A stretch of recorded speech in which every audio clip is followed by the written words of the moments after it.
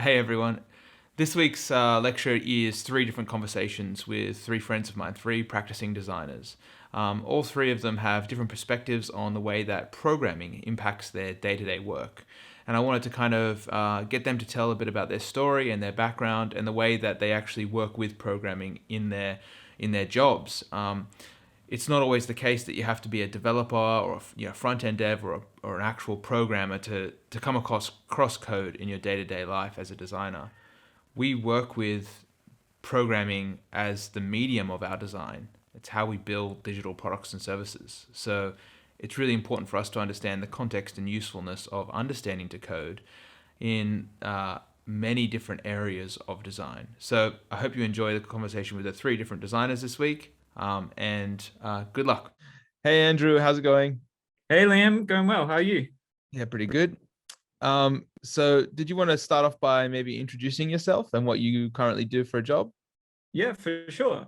So my name's Andrew, and I'm currently working as a software developer at Atlassian.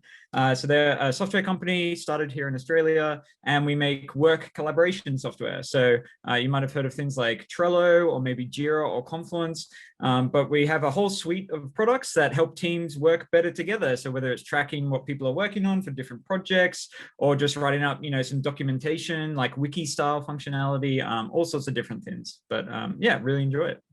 Awesome. So cool. So my first question for you, Andrew, is what is your background in terms of what you studied, and when did you first actually learn to program as well? So two parts. Yeah. Definitely don't have a typical background for being a software developer now. And I guess that's an interesting question. Like, when did I first learn to program? Because like when I was very young, I'd played around with like just basic HTML, made some websites. I remember like Neopets was huge, and there was like some basic website builder stuff there, and that was fun. But I don't think that really counts. So anyway, in school, like I was interested in a bunch of different things, but my favorite subject was ancient history. I loved learning about the Greeks, the Romans, all the cool ancient wars and religions and everything going on. And so I finished school, and didn't really know what I wanted to do yet. And I was like, well, I know I like ancient history, so I'm going to go study that. So I did Bachelor of Ancient History at Macquarie University, really enjoyed it, did 4 years, did an honors year. But I finished all that, and then I was like, what do I do now? I could do another education degree and become a teacher, or I could do a PhD and become an academic. They were the two kind of like obvious choices at that point. And I was like, I don't really want to do either of them right now. Let's see if I can get a job somewhere else. And so I just kind of left uni, no exact plan. And through a series of serendipitous circumstances, I found myself working at Atlassian, but I wasn't a software developer. I was just a contractor for their recruitment team. So I had a friend who was working there who referred me for just a 3-month contract. They needed someone to help, wrangle Google Calendar, organize interviews, give office tours, some pretty basic stuff, but it got my foot in the door. And so suddenly I found myself working at a software company, and I made a bunch of friends who were working as software developers already. And one of the really cool things we have at Atlassian is this thing called Ship It, where we have a 24-hour hackathon every quarter. So everyone can just, put their normal work aside and say, hey, for 24 hours, let's see if we can make something, anything you want. It doesn't matter. You can work with anyone across the company that you want. And so through that, I was able to join some teams that were working on new software projects. And I didn't know any coding at that point, but I was like, hey, I'm interested in this stuff. I want to learn more. And so one thing led to another. I was like, oh yeah, I kind of enjoyed this. So I started asking people for resources online that I could look at. And I slowly worked away at it, and I managed to actually transition to then work as a software developer full time, coming up to 4 years ago now, which is insane to think, but yeah, haven't looked back. That's I think it's a really awesome story, Andrew, because it shows just how getting into a company like that is a place where this kind of work is happening, design work is happening, developer work is happening, and it's just a matter of getting to know the people and working with them, and then there's always pathways. It's not always as clear as you might think leaving a degree. There's Yeah, lots of different pathways. exactly. um, Like I could have never planned for it to work out that way, but life opens doors, and if you just open to them and follow them and see what happens, and yeah, it kind of worked out. Yeah, that's really awesome. Okay, so my next question is, how does programming actually impact your day-to-day life? Like, what does it do? What do you do with code every day? Yeah, yeah. So working as a software developer, a large part of my job is writing code. So new code for a new feature in one of our products that we provide for customers. A lot of it is reviewing other people's code. So having an understanding of how programming works lets me review other people's contributions to software products and, help them find, oh, this is actually going to cause a bug here, or this can be done a better way. And then also a lot of it is just reading code. So being able to go into a code base and understand how software is built and how it's all fit together, and then be able to say, oh, there's some improvements we could make here. And it's quite a common occurrence that you'll be reading some code, you'll be getting a bit confused, a bit frustrated. It's not the most well-written code. And then you're like, right, I'm going to find out who wrote this so I can go, bug them and work out exactly what it's doing. You do a Git blame, and of course it was you 12 months ago, and you're like, oh, I'm an idiot. But yeah, so that's kind of when you're working specifically in software, but then there's lots of other parts of work that it becomes really useful in as well. Computers are great at certain tasks. So anything about, data manipulation, if you've got a large data set that you want to get through, maybe you want to organize it in a certain way. If you know how to tell a computer to organize it in the way that you want, that's super powerful.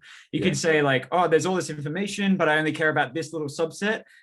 It would take you forever to trawl through it yourself. But if you could tell a computer, throw out X, Y, and Z that I don't care about, just keep, the gems.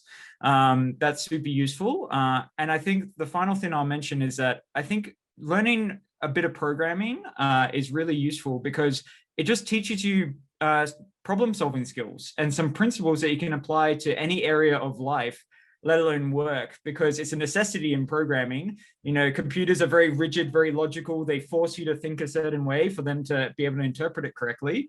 But that then teaches you how to break down complex problems into, bite-sized chunks that you can then rationalize about and get working in the way that you want. Yeah, what a great answer, Andrew. It's so interesting and fascinating to hear you talk about it.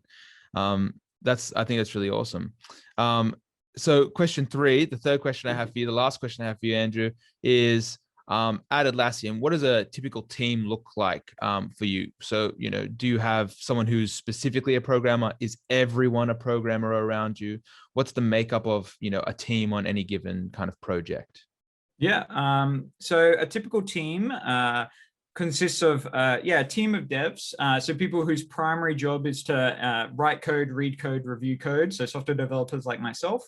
And then often we have what's called a triad, and they kind of form the leadership of a team, or at least setting the goals and the kind of mission for the team. And so that will often consist of 3 people, a software team lead. So all the developers will report into this person, but one of their primary roles is essentially anything that the team wants to do, anything they want to build. It's the software team lead's job to say, hey, is this actually viable or not? Is this actually possible with the technology we have on hand? Then there's a designer in the team.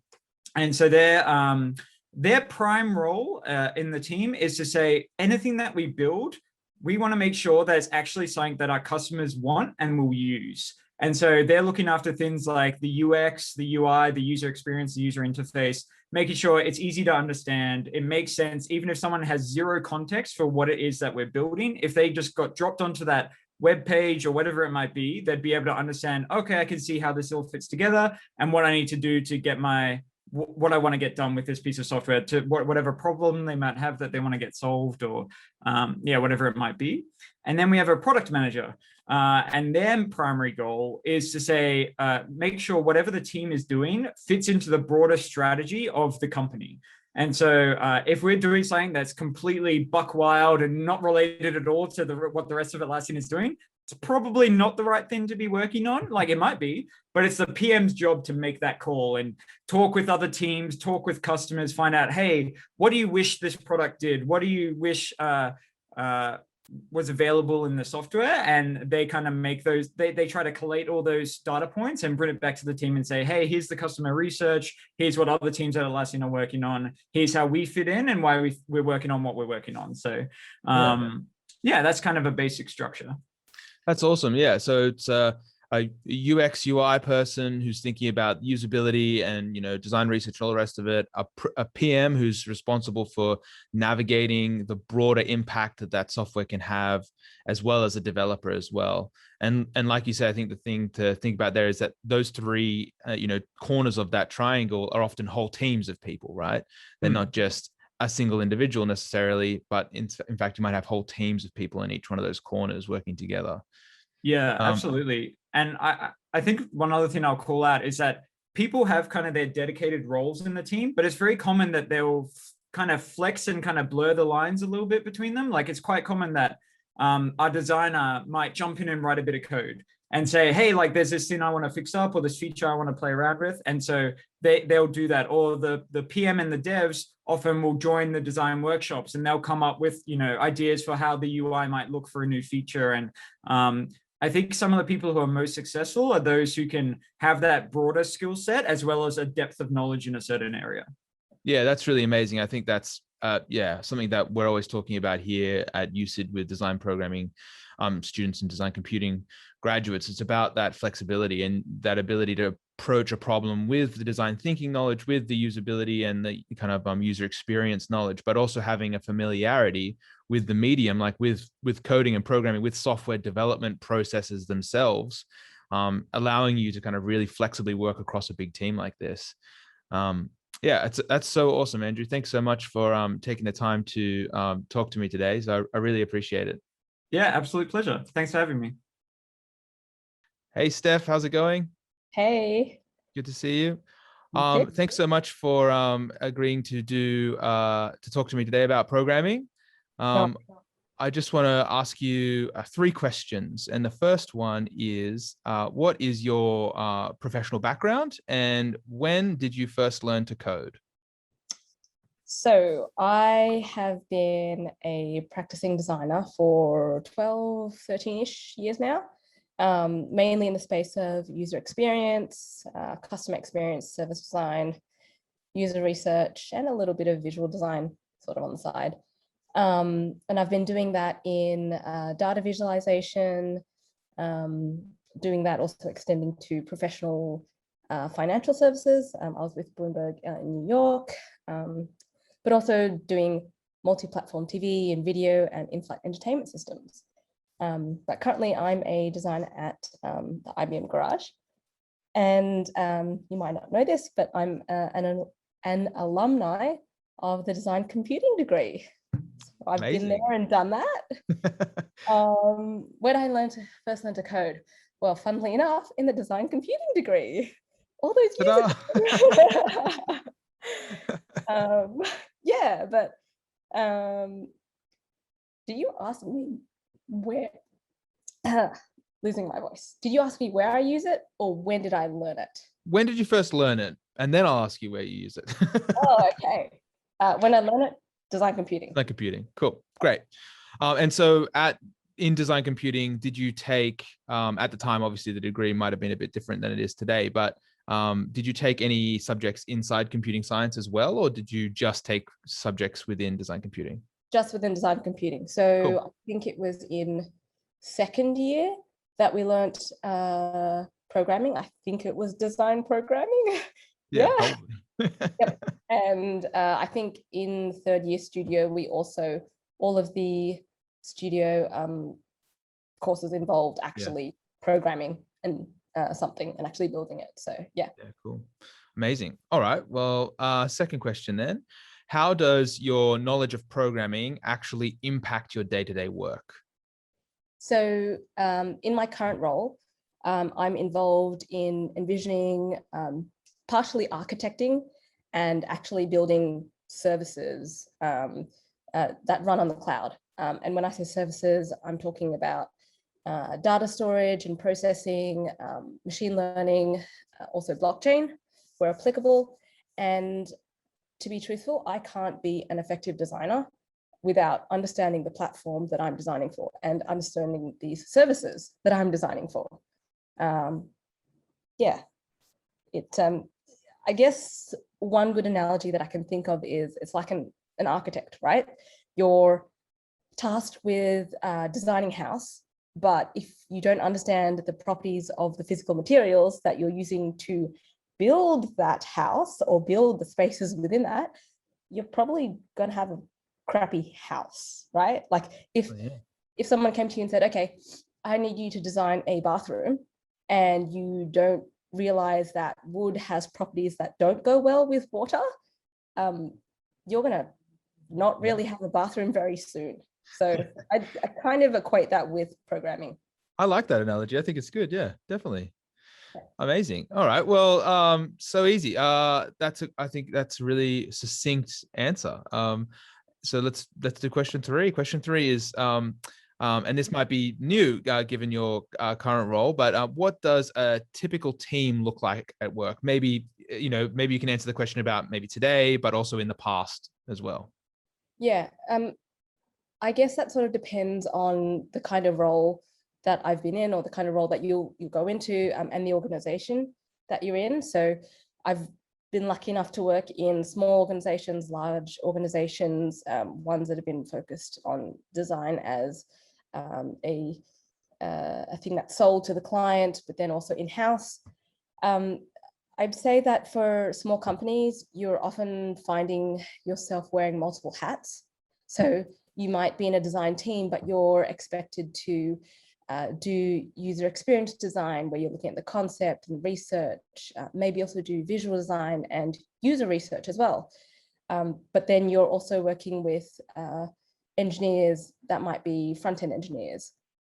But then in a large corporation, more teams, more resources, your work might be very siloed. So you might do just one part of user experience design, and you might work with a user researcher, a front-end designer, or developer or prototyper, visual designer, software engineers that do front-end, back-end, and then infrastructure, and all these folks, in addition to product managers and coaches and what have you. So I guess the answer depends. Depends. Yeah, that's a good answer. I mean, maybe the follow-up question is it like, what's the trade-off? Is it more interesting to be a siloed individual, or is it more interesting to be a person who has to do a lot of different things? I don't know. I think it depends on what you want to learn. So when you're starting out, maybe you aren't sure where you want to specialize in. So a small company where you wear lots of different hats, where you get to try things out and you start to get to know yourself better as a designer or a creative practitioner, you might realize that you prefer one over the other. So I started out in a small company. I was doing user experience design and visual design, and I discovered that I really liked user experience design and I liked research as well. So I started specializing in that area and moved further away from visual design. Yeah, but like on the flip side, if you work in a large company, you might specialize faster and you might get to know other roles that you really didn't know existed before, and maybe you might move into that. So amazing. Yeah, that's really great. I think that's really useful advice for students as well. It's just there's really lots of different ways of approaching getting started in the industry as well.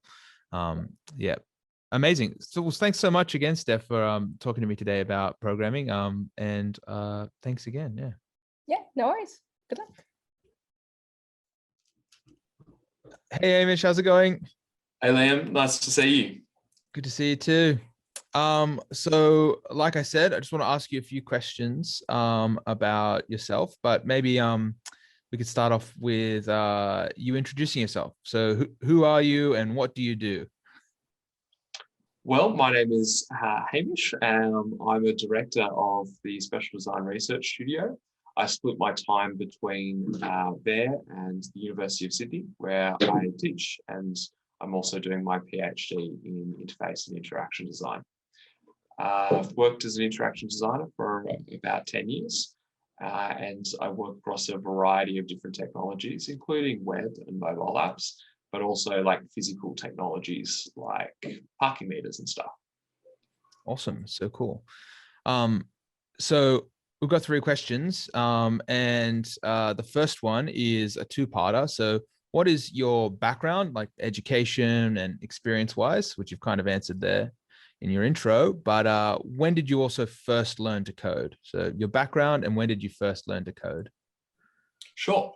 Okay, so my undergrad degree was in IT computing science at UTS, and my major was in interaction design. I guess that's where I learned, the fundamentals of working with technology. So I learned to program in object-oriented languages like Java, and then more advanced kind of scripting languages, which are really useful for web applications and stuff like that.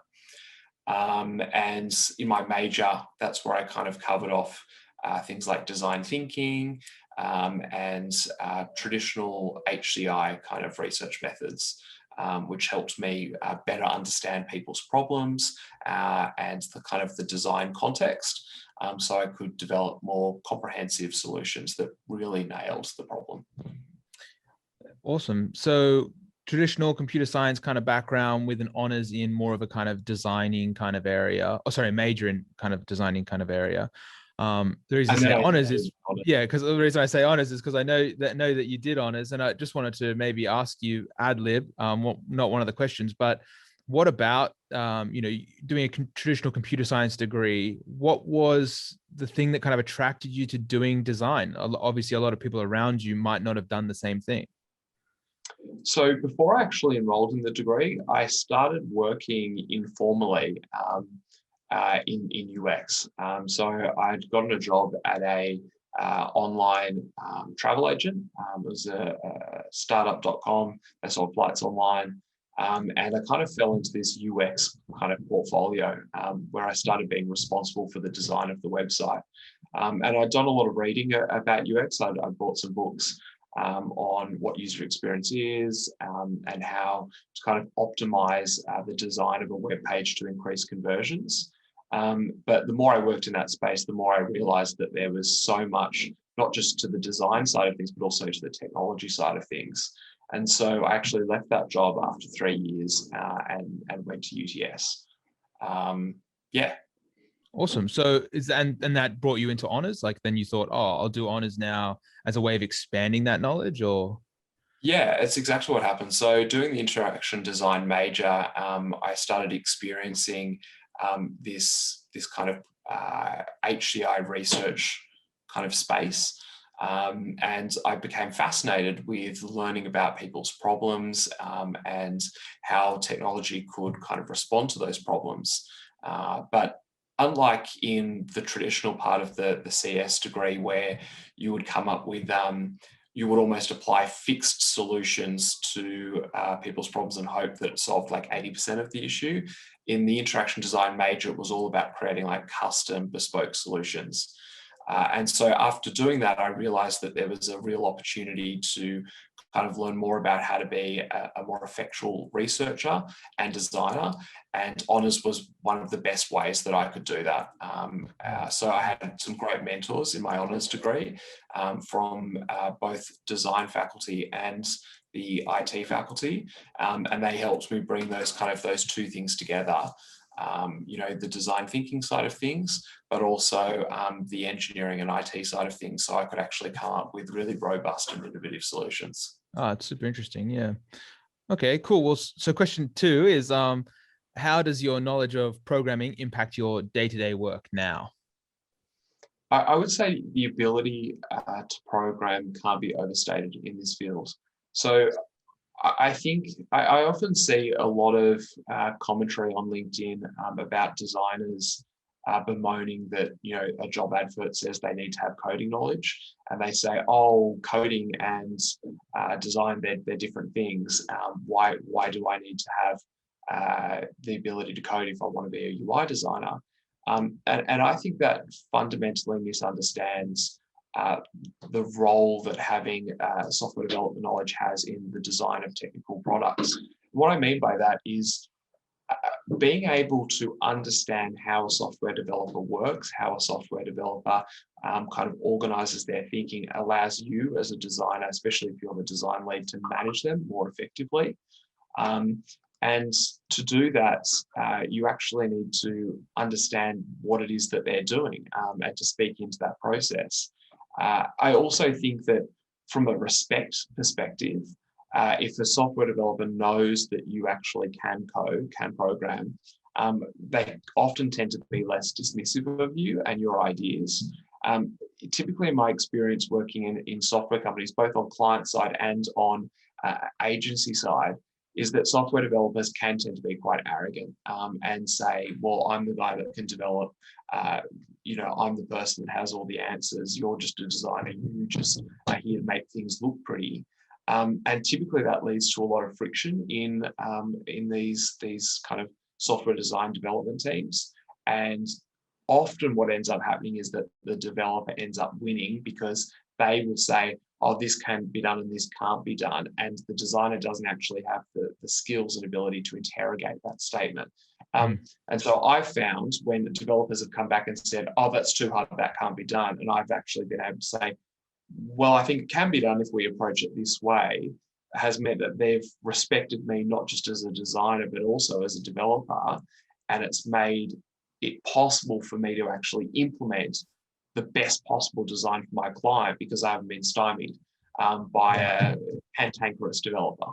Yeah, for sure. So in that way, your code in your day-to-day work is much more about kind of a literacy in the domain, actually having enough knowledge to be able to talk to someone about a computational or programming problem. Absolutely. The other big benefit that I'd say is at the prototyping level.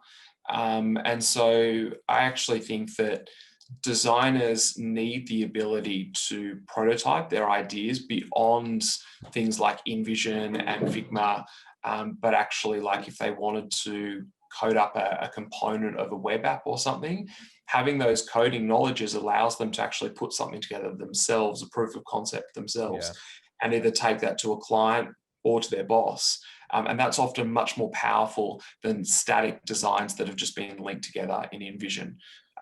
So I think that, it's a really powerful sales tool as well. Yeah. And if you want to be a successful designer, you need to be able to sell your ideas. If you can't persuade people as to the efficacy and of your solution over another solution, you're not really going to make it as a designer.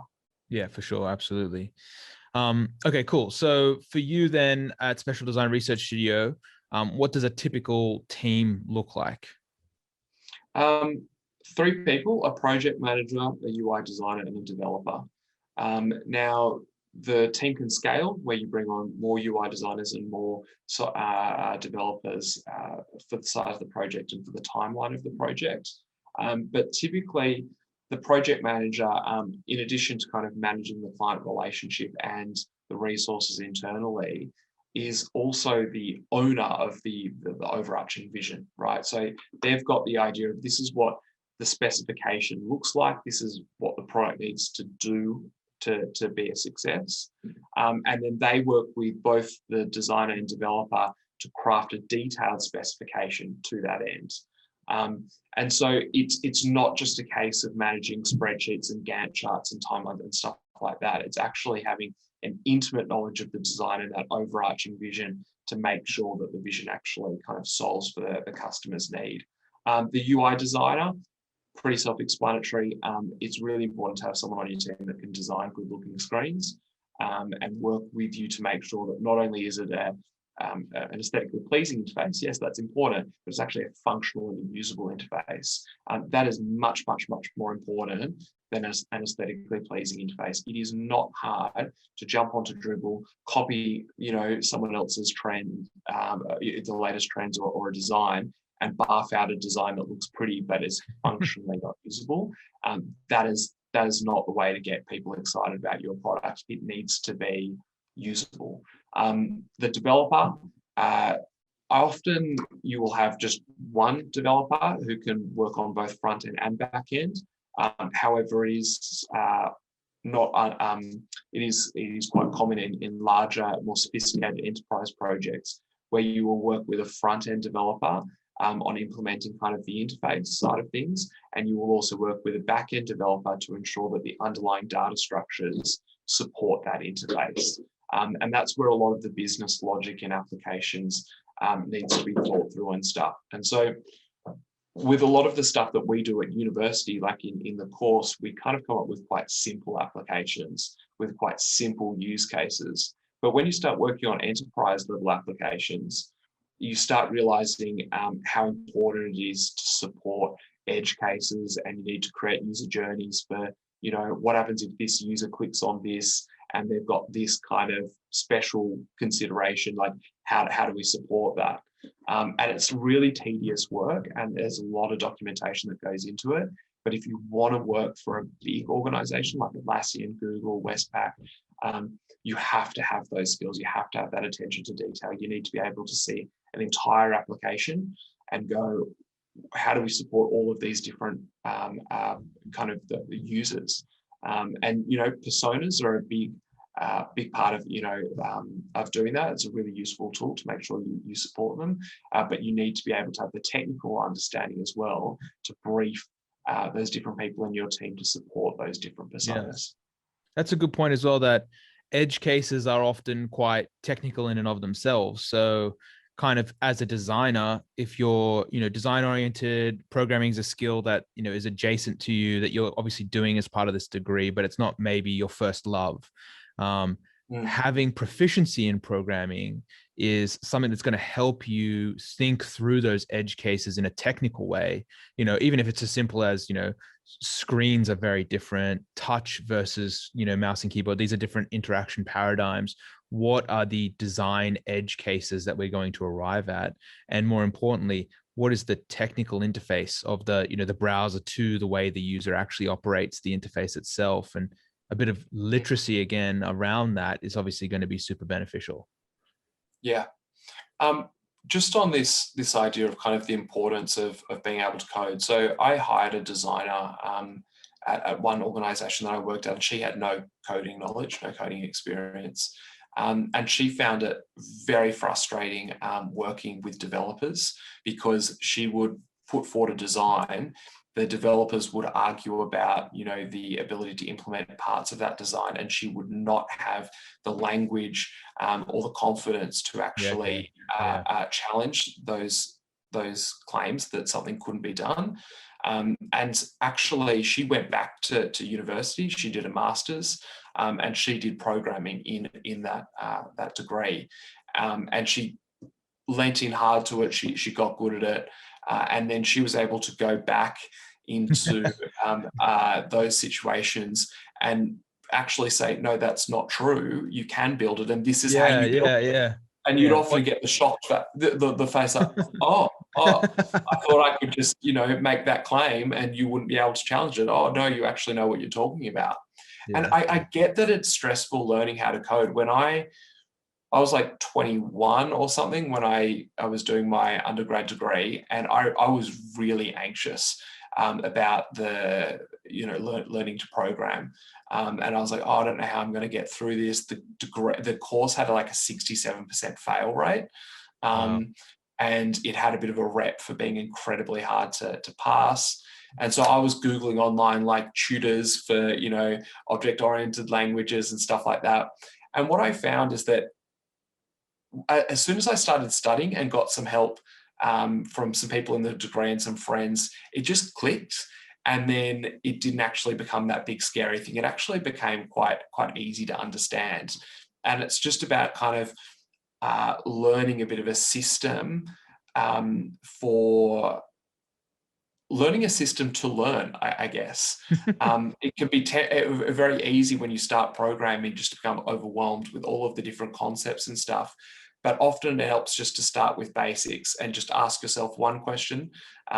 How do I do this thing? And go, today, all I'm going to do is learn how to do that thing. I'm not going to try and deal with all the other stuff that I need to figure out. I'm just going to try and deal with that one thing. And then eventually you build up enough of those, you have the foundations, and you can start making sense of the rest of the course.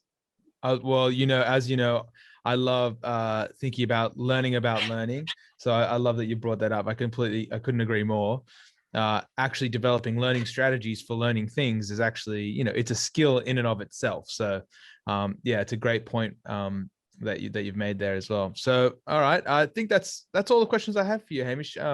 thank you again for taking the time to talk to the students in design programming about your experience and your relationship to coding. So thanks so much. All right, thanks for having me. See you.